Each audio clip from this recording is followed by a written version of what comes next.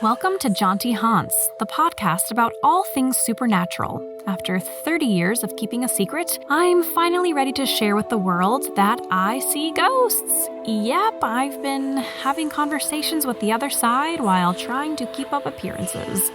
This podcast is all about getting spooky and connecting with others who might also sense, see, or feel things beyond the ordinary. We'll swap true tales of the seen and unseen, and maybe even laugh about the weird stuff we've experienced. Whether you're a skeptic or a believer, come join me as we explore the paranormal. Let's connect, share, and maybe feel a little less crazy together. Welcome to Jaunty Haunts. Welcome to episode 8. I hope everyone had a great turkey day last week and got to be with friends and loved ones. Speaking of loved ones, this week's episode is going to feature my grandma Ridgley. She is my mom's mom and has been one of the few people I could talk about the strange and paranormal with since I was very young. She has some incredible stories, and I figured who better to share them with you than the woman herself. So some of the highlights include my clairvoyant ancestor who could save people, my grandma's vision of my mom's ski trip gone wrong, hearing J.C. Lee Dugard's cries after being kidnapped, the Blue Man in Yosemite, visits from her lover Mark who passed away while climbing Mount Talac, the witches of Marin County, a haunted Victorian in Sacramento with bodies in the basement, hearing people's thoughts, flying saucers, and a very strange coincidental secret family on her father's side who had the same names as my mom and I, having no prior knowledge of each other. It's crazy. Anyway, I apologize if the sound quality isn't top tier as we are recording over the phone, but I hope you so enjoy. The CASPER rating of this episode is 2. So, without further ado, please welcome my Grandma Ridgley.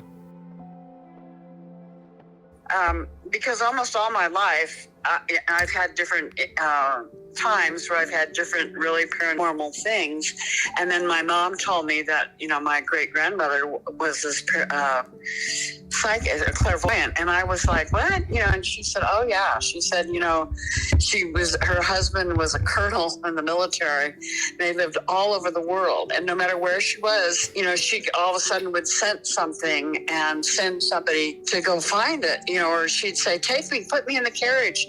And then she'd have my grandmother, no, turn here, go here. And then they'd go and someone would be having a baby, or like one time somebody died, it was just really powerful that, she, like in the middle of the night, she woke up one night and made him take her all the way across town. I guess they were in Pennsylvania somewhere, and they went all the way across town through all these streets, and when they got there was a woman, and she was having appendicitis, and they saved her life. Yeah, but I guess, and she's really, I've put pictures of her before on Facebook, but she was very beautiful, and she wore her hair up, and she's the descendant of Sir Robert Boyd in Scotland, in Kilmarnock, Scotland, which is now called Dean Castle, but it was Boyd Castle. And so her family's from there. And so I've just been really fascinated with their heritage and our lineage. So I've been really, fascinated with her. But then, your mom probably told you when she was in high school, I had a couple times where I was clairvoyant, where I said she was going on a ski trip, and I go, oh, you shouldn't go. Something's going to happen to the tire. You can't go. And she was like, oh, Mom, and they went off and they drove across Nevada. And when they got out in the desert between Winnemucca and Elko, and there's absolutely nothing, their tire blew up and it caught on fire. And they had stopped in a small little town that was just a grocery store, not before, and bought Cokes and stuff, and they had them in the big glass cups, in the big cups, and there was like 10 kids on the van, and so the tire caught on fire, and the whole car could have blown up if they hadn't got the fire out. The kids all threw their Cokes on the fire to put it out, but then they were stranded out there in the desert, and she called me, she goes, how did you know that was going to happen? And I said, I don't know, Well, yeah, I was going to say, did you have a dream, or you just knew, like, oh, something's going to happen to the tire? Well, I got up in the morning, and they were getting ready to leave, and it was like, we had to meet the coach really early. And all of a sudden I just had this like a flash, like a picture in my head.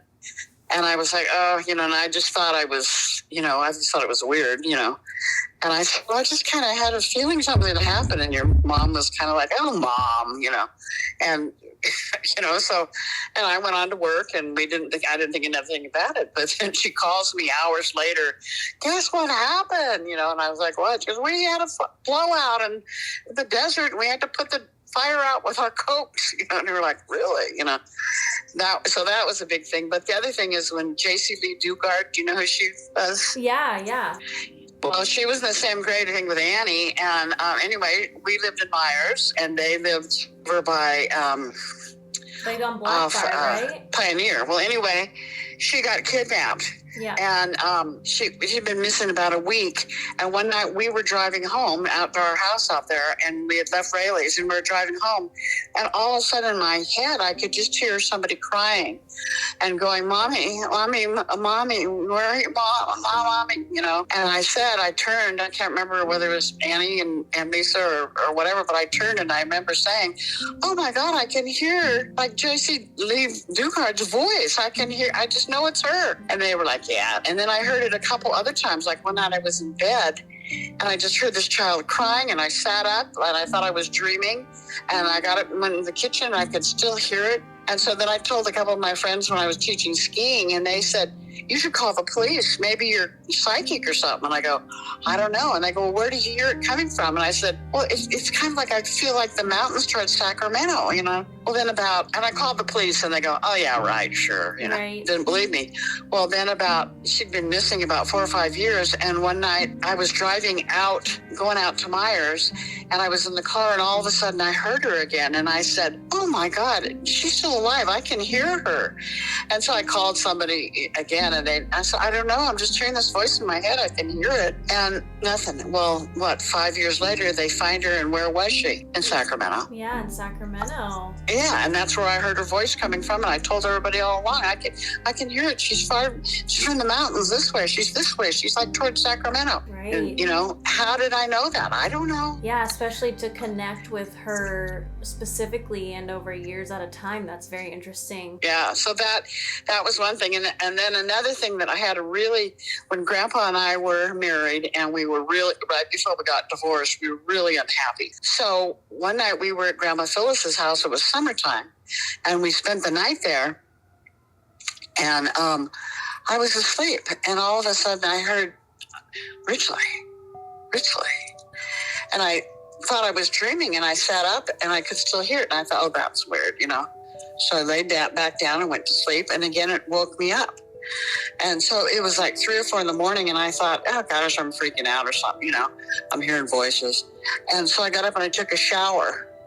And when I got out of the shower, I could still hear these voices. And then finally, I went in the living room and made something to eat, turned on all the lights and stuff, but I didn't hear anything. And so I thought, oh, okay, you're stressed, whatever. Well, that was like August. In about January, it had snowed and snowed and snowed, and we lived in Yosemite Valley. And we were at Grandpa's house, the old house by the falls, and we were in bed. And all of a sudden, I could hear some talking. And your Grandpa says, did you leave the radio on? And I go, no. I said, I hear some voices. And he goes, oh, just go to sleep. And so then I hear it again. And so he goes, oh, and he gets up and he goes out in the living room because I don't see anything. I don't want to, probably someone outside. And he went and lay down.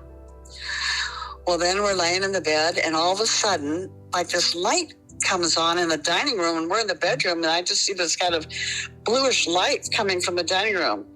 And he goes, did you leave a light on? And I go, no. And he goes, go turn that off. And I go, when we're crabby at each other because we weren't very happy. Yeah. And I said, okay. Back, and he goes, just the moon. It's probably a full moon. Just go to sleep. And so then I kind of laid down and tried to go to sleep, and also the light was there again, and it got really bright. And I'm going, Bob, look at the light. He goes, go turn it off. And I go, I told you there's no light on. And he goes, well, it's just the moon. Don't pay attention. And so then I was like, Okay. And so then he kind of goes to sleep and snoring, and the light gets brighter and brighter, and it comes to the doorway. And there's just like this bright, like turquoise light in the doorway. And I'm like, oh my God. Wow. And then all of a sudden, I could see like a figure. It looked like a sort of a tall man's figure, but I couldn't really make it out, but I could tell it was like a man, not a woman. But it was like an apparition. I mean, it was just this beautiful sort of blue, and I'm just there staring at it. And all of a sudden, I went from like, oh my God, look at, to just the most peaceful feeling I have ever felt in my life. Oh, wow. And it was just like, wow, what's doing that? Oh my God. It was just, I was so calm and relaxed. And I'm like, Bob. And he's like, turn that light off, go to sleep. And he wouldn't turn over. And I'm like, turn over, Bob, look at this light. And he goes, just go to sleep, And then finally I just kept staring at it, and I was real calm. And then once I felt really calm, then it sort of dissipated and was gone. And then I got up, and it was the middle of the night. It was about 2 or 3, and it was snowing. And I just had this thing, and I kind of looked outside, and there was kind of glowing outside. So I put on all my clothes, and I followed it, and I followed this light all the way to the Awani. And when I got to the Awani Hotel, I walked through the snow in the middle of the night, and I walked over there. And then I went and it went like down the hallway into the Awani, and then it just sort of disappeared. Building, and kind of walked around and went to sat by the fireplace, and they had put some tea out, and by this time it was about 5 a.m. or something. So I sat out there and had a hot cup of tea and just sat out there, and then I walked home. But I could never explain what it was, or very strange. Yeah. Did it look like a human man figure though? Yeah, I just can remember it was like, I don't want to say it was like in a robe or something, but I mean, it just seemed like a tall man, and just sort of a solid piece, not like in a suit or jean, but it was just very clear and and at first I thought it was Jesus. I mean, I'm like, is that, I mean, that's because it was kind of like he was kind of in a robe, but I couldn't really see. I mean, I could just see sort of like a shadow of his face, sort of, and it looked kind of kind looking down at me, and the kind of large arms, kind of, but it was like, if I put my hand, it would have probably gone right through it. It was like this turquoise color blue. I can't. Wow. It was just beautiful. Yeah. I haven't heard. So I don't know. Then I had a couple other things, like when Mark died. Who I was in love with. Well, he died, and I was just beside myself. So one night I had been crying, and I was so sad that he was gone. And I was in bed, and I sat up, and I was dreaming, and I thought, oh my God, I had been crying. And in my dream, he's saying, Ridgley, you've got to get yourself together. Ridgley, it's okay. I'm okay. It's okay. And I was kind of sobbing, and I sat up in bed, and I was like, God, that was so real. It was like he was here. And about 5 minutes later, the door flies open, scares the pea wild out of me, and Annie runs in, and she says, Mommy, did you see Mark? He was just here. Wow. Grandma, and I'm like, what? Mom. And she said, did you see him? He was here, Mommy. He was in my room. I saw him. And it was the middle of the night. I was like, what? And she saw him too. And it was, there's and then when your mom and her had their tonsils out, they were really sick. And your mom was, Annie had the tonsils out, and they had them done at the same time. And Annie was kind of tough and stuff, but your mom was, they both were spitting up a little blood, which is normal. But your mom was like, oh, I'm dying. She was Camille. And, and Annie was like, oh, I don't have to go to school. Yay, I'm home. Well, anyway, they were sleeping one day. I was downstairs in the kitchen making lunch, and Annie came flying down the stairs, and she was like, Mom, did you see Mark? Mark's here. And I was like, what? And she's, I saw him again. He was here on the stairs. Mom, he was here. Wow. Now, So, I mean, I've had a number of experiences in my life. Yeah, and I have a friend. When I was in high school, her grandma died, and her grandma were really close. And her grandmother had a big chest, and I guess her grandma was living with them. And when she died, her mother wanted the key to this chest to get into it, because I guess there was all kinds of family stuff in there. And so Carol came to school, and she said her mother was really distraught and like her mistress. So then a couple of days later, she comes back to school and she says, "My grandma came last night." And I go, "What do you mean she came last night?"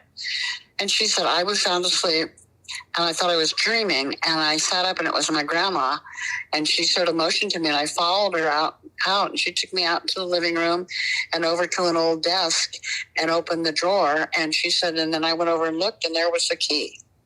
Wow. And I said, "Really?" And she goes, "Yeah." As soon as the key was there, then I looked up and my grandma was gone. She said, "But my mother had been looking, for 2 or 3 weeks for that key." And she said, and my grandma came and showed me where it was. Hey listeners, I quickly want to boost a couple of other podcasts for you to check out. The first is a new horror movie podcast called Opening Kill. Brian and Michael watch and talk through classics and contemporaries, so if you love horror or you're just looking for some new recommendations, check out the new podcast, Opening Kill. The second podcast is called The Occult Adventures of Norman P. Blank. I am also in this show, so if you want to get more Courtney in your ears, please check it out. It's a fictional comedy podcast set in a 1920s queer mystical San Francisco. An average Joe lawyer, Norman P. Blank, gets sucked into a world of magic and wacky, wild hilarity ensues. I play a harsh but lovable fairy called Lady Blackfreeze. Anyway, if you're looking for horror, check out Opening Kill. If you're looking for spooky and silly, check out The Occult Adventures of Norman P. Blank wherever you stream. Happy listening. Wow. And I was like, wow, So I don't know, and so it doesn't surprise me that you've had some paranormal experiences, because I really think that we must, and it sounds like you've had more than me, you must have, must be inherited. We must have that ability somehow. Yeah. Well, Grandma Nana, she was very intuitive. And so she could read people really well. This is Grandpa Herbert's mom you're talking about? Grandpa Bobby's grandma. That's what he was telling me. Grandma Reese could read people. I mean, if you walked in the room, she either liked you or didn't, because she could see right through you. And that was, I thought that was really interesting. But so I wanted to tell you about the witches. That's the most fun thing. Well, I was a little girl, and we lived in Marin County, and I used to stay with these people. We lived on a street, and then there was a cross street, and then it dead ended and went up to a hill. And so we were little. I mean, I was like little, under 5, But I remember clean as can be. I was a little girl, and my mom left me there with the kids, and I can remember I was like, "What are we going to do today?" They go, "Let's go over and see the witch." And I go, "What witch?" And they go, "There's a witch that lives down the street." And I said, and they're like, "Yeah." And I said, and they go, "Come on." So we walked down to this house, and it was different than all the other houses. It was kind of dark, and she had like owls in the tree and different stuff. So we walk up by her house, and the kids go, hey, old witch, come out," or something. And nothing happened. And then they did again, and she opens the door and comes out, and she is like this old hag. I mean, she's like what you would picture as a witch, She's an old woman. She's kind of humped over, but really, kind of long, pointy fingers. And she just looks at us and kind of points her fingers, and everybody screams and runs, So we did a couple times, and we're like, oh my gosh, she's scary, So I tell my mom, and my mom goes, "Oh, honey," she said, "they had witch hunts and whatever, and they were horrible." And she said, "There may be some people that are evil, or some people that do canitations and stuff." She said, "But I don't really think the woman's a witch." She said, "Let's go over, and she's probably a lonely old lady, and we'll go over and meet her." And so we get in the car, and my mom turns and drives down the street, and she kind of pulls forward, and then she backs up, and as she's backing up, the curtain kind of opens like a big, glass living room window. And she opens the window, and this woman's face is like, I almost want to say it's like glowing kind of, and scary as all. And she's got something like in her hand, and she's in the window, and she kind of looks at us, and then she starts like making these incantations and shaking her arms and everything. And my mother's driving, and my mother goes, okay, let's get out. We start to get out. My mother looks, and my mother looks up, and the woman is scary as could be. My mother goes, Jesus Christ, and floors the car. And we pull out, and I go, what are you doing? And she goes, oh my God, we got to get out here. She said, she's a real witch. And I go, how do you know? And she goes, look at her. Oh my God, don't look at her. Keep, she's driving. Oh my God. And we were kind of laughing because we were scared. But then we got a few miles away, and my mother was like, oh my God, she's a real witch. And I said, you didn't even talk to her. How do you know, Mom? Yeah. And she said, I knew the minute I saw her eyes and looked at her, she had magical powers. She was doing incantations. We had to get out of there. Wow. She said it was just evil. And so anyway, that was like the fall. Well, then the next spring, I had a different babysitter. And so like in Marin, there's this boulevard called Sir Francis Drake Boulevard, and it goes through San Rafael, and then it goes through I can't think of the other little town, and then it goes out towards Point Reyes, and that goes through San Anselmo, and then it goes to Woodacre, and then you drive out to Lagunitas and Point Reyes. Well, anyway, I had gone to a sitter, and now a sitter was in town, and I was playing with their daughter, and they were really wealthy, and they lived on this street by the highway, which is now Sir Francis Drake Boulevard, but they lived on this street in a huge, big 2-story mansion. The girl had like the most beautiful pink furniture and canopy beds and glass dolls. I mean, they were very wealthy. So I'm staying at their house, and she says, I was telling her, she said, do you believe in witches? And I said, oh yeah, we saw a real witch. She goes, we have a witch here on our street. And I go, no. And she goes, yeah, we do. I said, oh, she goes, well, let's walk down there. So we walked about 2 blocks down, and on this corner was this old house, and all the other houses around there were beautiful 2-story like mansions with big pillars in front and big driveways. And hers was on the street. On the corner, it was like an old shack. And it always had like stuff coming out of the chimney. Mm-hmm. And so like we walked down, and I'm like, what's coming out of the chimney? And she goes, that's always coming out of her chimney. Even when it's summer and it's hot, that stuff's coming out. And I was like, oh. And she says, a witch lives there. And I said, how do you know that? And she was like, well, a lot of people say that she casts spells on people and does stuff. And I said, oh, And so when my mom came to pick me up, I go, Claudia says there's a witch that lives on the corner. My mom kind of looks at me and she goes, another witch? I go, yeah. And she goes, that's scary. And I said, yeah. But I go, there's your house. And we're driving by, and we go by kind of slow. And my mother goes, oh my God, I think it's the same woman. Oh. And I go, really? And she goes, well, I mean, it's the same county. Maybe she moved. I said, I don't know. My mother goes, don't go by that house, But it just was so strange. Yeah. But so since then, so I was little, like 5, 6, 7, and those happened. Well, then I grow up, and I'm in Sacramento. We're teenagers, and Gail, my very best friend, Annie Gail, moves into this big house on 15th and O downtown, or what is it, 15th and P, I don't know, downtown Sacramento. Old Victorian house, and it's like 4 apartments, and she lives downstairs with 2 guys in this neat old apartment, and it has, the built-in kitchen of the cabinets and the glass. Mm-hmm.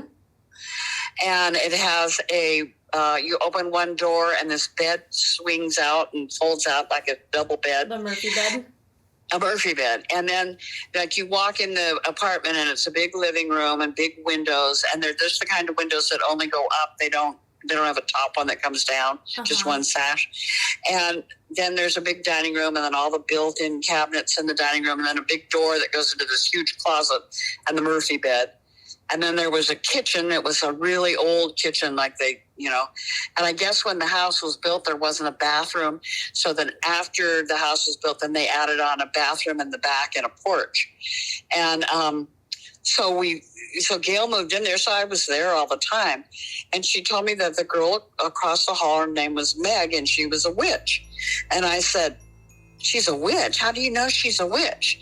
And she said, well, I think she's a good witch. And I said, well, she says, well, everybody says that she has magical powers and that she's, and so she invited them over for dinner one night, and Gail took me, and we went over there, and she was like about 6'5". She was a tall, big woman, and she had really long hair down past her waist, mm-hmm. and she said my hair was long then too, and she was really big, and she seemed really nice. And so I was 17 or 18, and I said, oh, I heard you're a witch. And she looked at me and she said, I am. And I said, oh. And she said, I was born a Wiccan or something like that. I can't remember. I was born a Wiccan or something. Mm-hmm. And she's, and she said, my mother was a witch, my grandmother, I have those powers. And she said, so, and I said, oh yeah. And I'm thinking to myself, yeah, right. And that was in the summer. So around Halloween, Gail and I were in the house, and we were fixing dinner, and she knocked on the door. And all the windows were closed because it had gotten cold. It was fall. And we were standing in the living room, and she said, this is the night, what'd she say?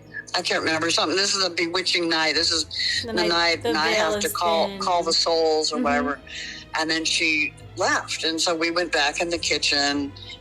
We're doing stuff, and then we're out, and I'm cleaning the windows, and they had the old what do you call them? The locks on the windows was in the middle, and you turn it, and then it just kind of, it looks like a half moon kind of, and turns around. Mm-hmm, like hooks in. And so I closed the windows, and I washed them all, and then we were dusting in the living room, and so we're in the living room. I think we were vacuuming, and then knock on the door, and it's Megan. She comes in, and she looks around, and she raises her arms really fast, and she's like, this is the Sabbath, or this is the something, and raises her arms up as fast as she can, and every window in that house flew open. Wow. And the lights flickered off, and we just sat there with our eyes wide open. And I mean, just in the living room alone, there was like 6 windows in the living room, and then in the dining room there was all the windows. Every window in that whole house flew open. And then, like I said, all the lights flickered, and then she left. And we just sat there with our mouths open. We couldn't even speak. Why do you think she did that? I don't know. And then one of the guys that lived there, roommate, he says to Gail, must have been a trick. And so he says, I'll check. So he's outside running around trying to see if there was switches on the windows or how she could have done that, And he comes back and he goes, there's nothing attached to them. There's no way. How did she undo those locks? How did that happen? We just were speechless. Maybe. So then she comes and tells us that before Gail moved into that house, the last people that lived there were 2 heroin addicts. Oh. And that they were buried in the basement because they were illegal. So they died, and that their friends buried them in the basement. So the cops went, no. Oh. And so I was like, oh, right. Yeah. And so Gail goes, yeah, let's go down there. So we go underneath the house into the basement, and sure enough, there's 2 graves. Like a mound of dirt or like a gravestone? What do you mean? There's like two mounds of dirt, like somebody's buried under there, like the length of a body, Wow. And then there's there's about 4 boxes over underneath the window, and there's all these guys' clothes in there. Ooh. And, it's like their personal belongings. So we go running upstairs, and we tell the guys that Gail was with. And so we stay upstairs, but they go downstairs, and one of the guys starts digging, and he hits a shoe in the leg of one of the dead bodies. Oh my God. And so then this guy that was with us the night that Meg threw the windows open, he said, well, she must have done it because their spirits aren't at rest, And we were like, oh, ew, scary. I mean, maybe, yeah. Either trying to help their spirits or maybe she had like hooked up with one of Gail's roommates and she was trying to scare them or something. I don't know. Yeah, but the thing is, like, we were just sitting there when she did that, and then we were like, oh my God, and we're just sitting there, and she just turned around and walked out, and I can remember Gail was going, Mac, and we could both hardly talk. We were so kind of, and then we didn't see her for a couple of days. And she said, after she has she had a name for it, not a seance, but after she had something, that after that happens, that she feels real tired. Yeah. And that then she has to rest for a few days, mm-hmm. and that it was a real trying experience, but she had to let the souls go. Yeah. And so we were like, just we were in shock. Hi, this is Brian O'Connor. And I'm Michael Duran. Horror fans, it's time to get your fix with Opening Kill, the new podcast where we dissect everything terrifying in the world of horror. From the latest movie news to an in-depth look at a feature film and a peek at chilling horrors to come, we've got you covered. Whether it's gore, suspense, or supernatural thrills, Opening Kill is the ultimate horror deep dive. Listen to Opening Kill on your favorite podcast platform every other Thursday, if you dare. And so, I'm going to have a lot of really strange experiences, but I just think, it's people ask me, do I believe in God? And I don't think we're meant to understand it.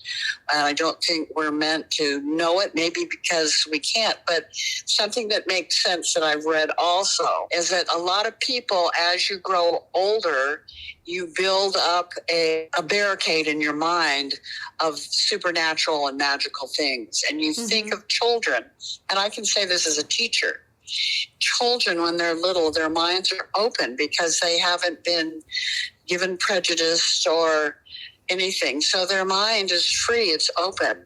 Yeah. That's why so many little children have friends, and they say, oh, I'm playing with my friend. Well, they probably are. They're probably playing with a spirit child or someone because they can see them. They're open to that.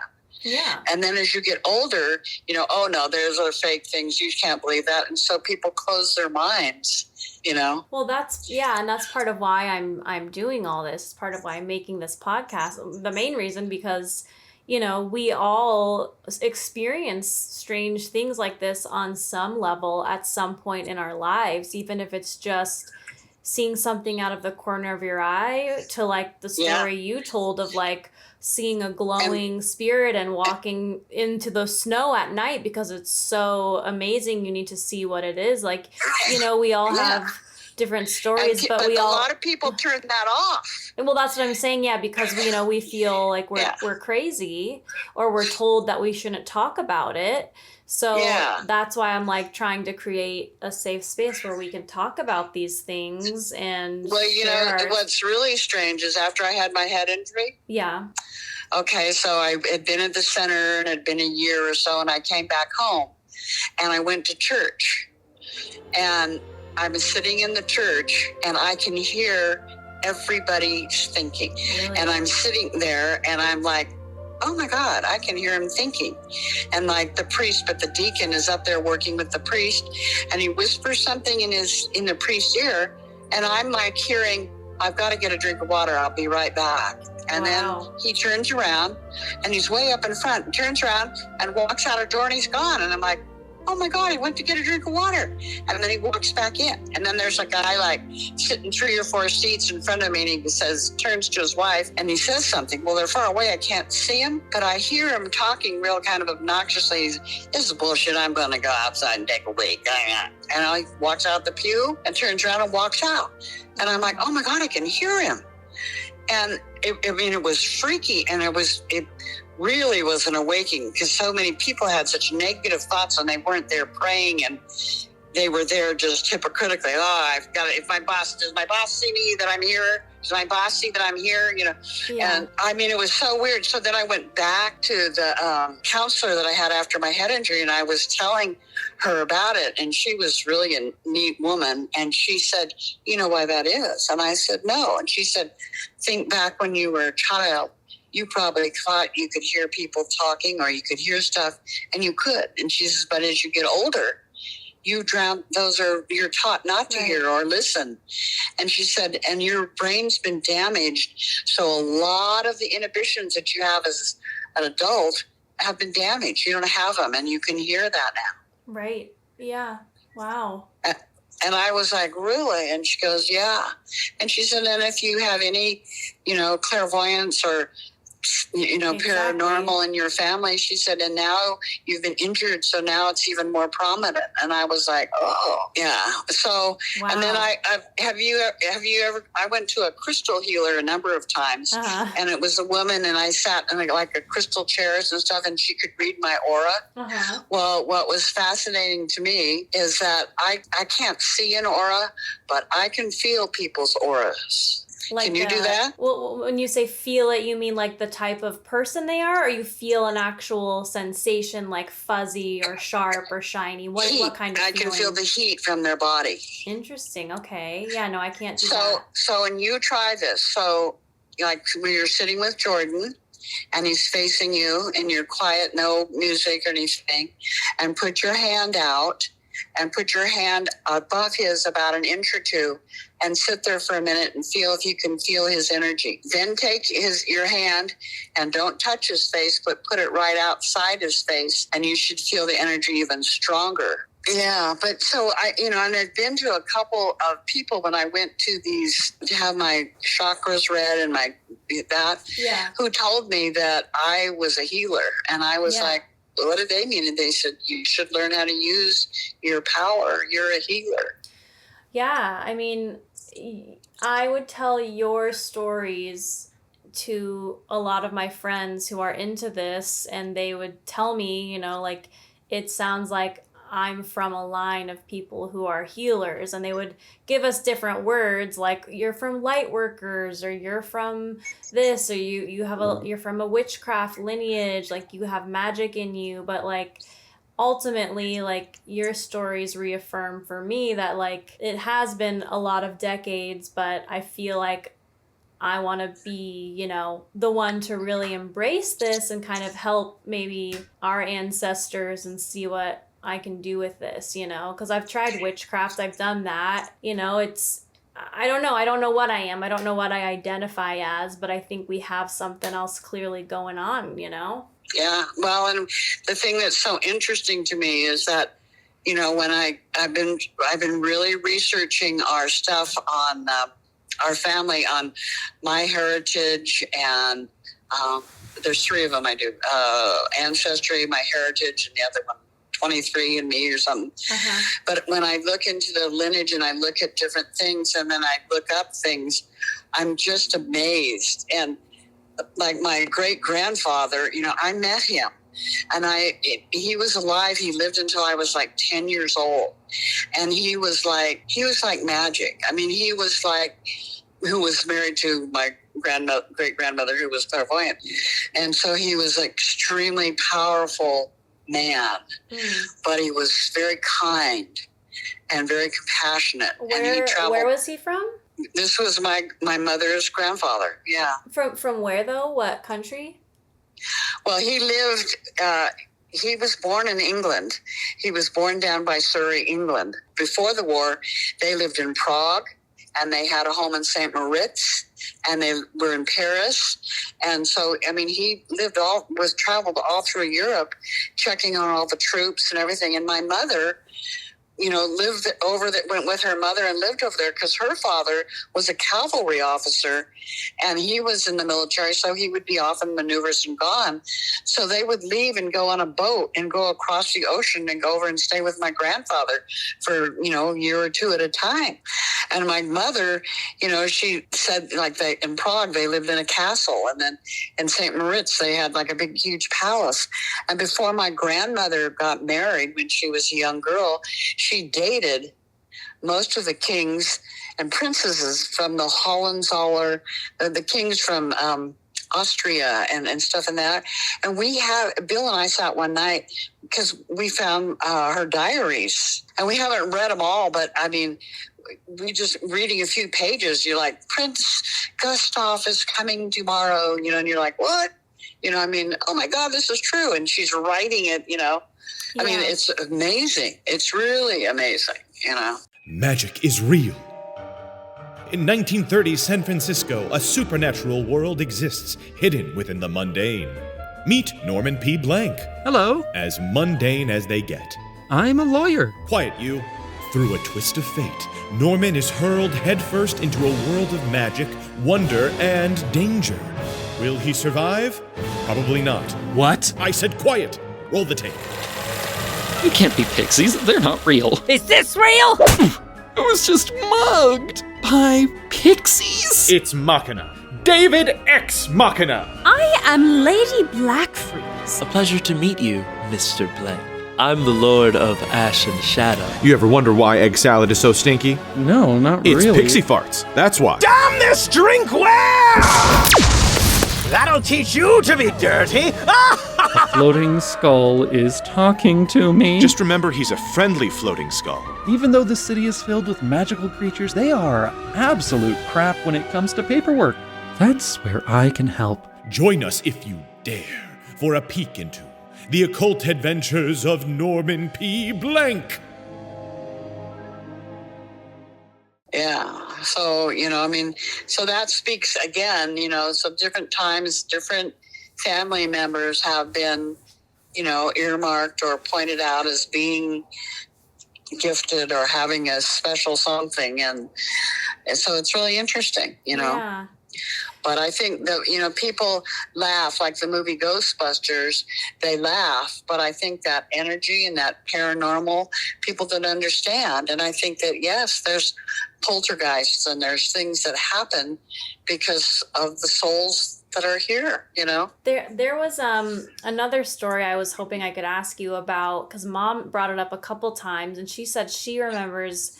And then Grandpa Bobby talked about it a little bit as well. But do you remember when you guys saw like the UFO in the canyon? Oh, yeah. Can you tell that story? Well, we were driving home from Grandma's, and it was the summertime, and your mother was a little baby, and she was sitting in the seat between us. And, she was born in January, so she was probably 9 or 10 months old, I'm thinking. That's what Grandpa said, too. It's crazy. And she said she still has memories of this, which is so crazy. Well, see, I have memories back to that age, too. But she was, I don't know, it was probably late summer. So, yeah, she was probably 10 months old. And she was sitting there, and we're sitting in the truck driving down Bryceburg, and your mother puts her finger up and points to this light in the sky. And I go, oh, that's a big star. And then I look again, and I realize it's not a star. It's like the size of a house up in the sky, and it's a huge, like a window. Wow. And I look, and I go, Bob, look at that, it's moving. And he kind of skeptical, and he looks over and he goes, oh shit, and I go, oh my God, it's coming towards us. And he goes, oh, maybe we can talk to him. And he pulls over. And I'm like, no, they'll pick us up, keep driving. You're right. Driving. And he's like, wow, look at it, it's coming right at us. And then it flew over us, and it was hovering above us. And then all of a sudden it just went and was gone. And what was so weird is that, so then we called Grandma and we tell her, and she says, oh yeah. And then her friend that her and Grandpa had been having dinner with that lived off Triangle Road. Well, Grandma and Grandpa left, they'd had dinner, and the people were still outside, and they look up in the sky and they saw the same thing. Yeah. It was like a huge spaceship, and it was there, and it was above them, and then it headed towards Bryceburg, and we were on Bryceburg. And then the next day in the news, lots of people called that had seen it. And so, and the Army said, oh, it was just a plane. Bullshit.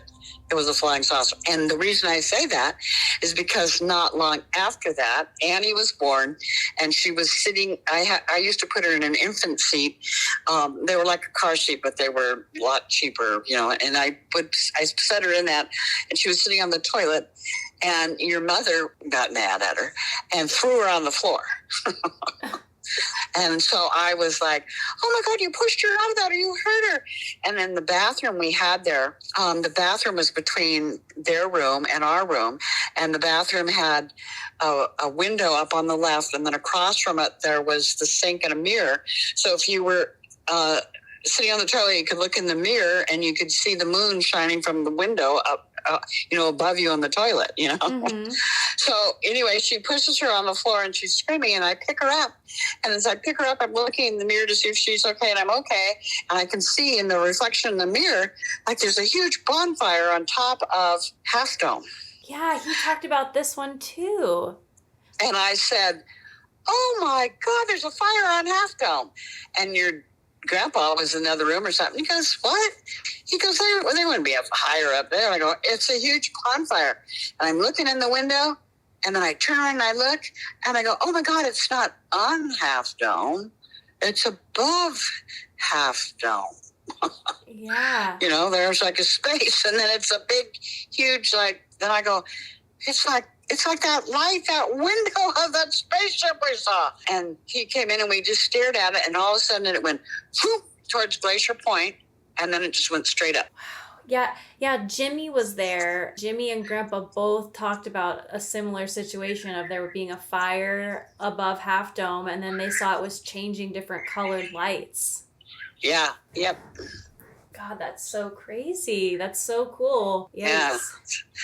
So, there's just so many unexplained things that have happened, and they're interesting, and they happen for a reason. And maybe. But so how fun that you're doing this. It's like, okay, all my life I dreamed my father was alive, and he was. And it's like I have a sister named Lisa, and her daughter's named Courtney, who was born on May 5th. And then for the listeners to know, because I'm recording this, my mom's name is Lisa, my name's Courtney, and my birthday is also May 5th. Right. Yeah, that was a weird one to me. That one was freaky. And they lived in Ridgley, Tennessee. Which is my grandma's name, Ridgley. Yeah, that's very strange. That's very strange. Explain that. I can't, I think, how could that happen? That they live in the town with my name, and they named their daughter the same as I named my daughter, and she has her daughter's the same as my granddaughter and the same birth date. Yeah, I got chills. That is really weird. Yeah. Yeah. So there's a lot of things that I think, I want to say stars align, and I think that's true. Certain things happen for a reason, and we don't understand why. And a lot of it, when I watched my mother die, I really believe a lot of things, like it was her time to go, and there was nothing that could change that. Right. But it was, I don't know, it was amazing. I can't explain it. And the greatest thing that I've ever felt is like right after she died, I was outside, and it was October. And you remember that home that you came and saw her at, that old nursing home, and that was the last time where she lived. Right. And I went outside, and I left there, and I didn't want to stay there because they were coming to take her body away. And so I started running. And as I was running, all of a sudden this warm breeze sort of kind of covered me. Mm-hmm. And I stopped and I said, Mom. And the breeze, it was my mother. There's just no way in this world you will ever convince me it wasn't. Yeah. And then when I would cry or I would get upset, I would feel that breeze. And what was so strange is I could be in the house, and all of a sudden I'd feel that little cool breeze, and like she was there.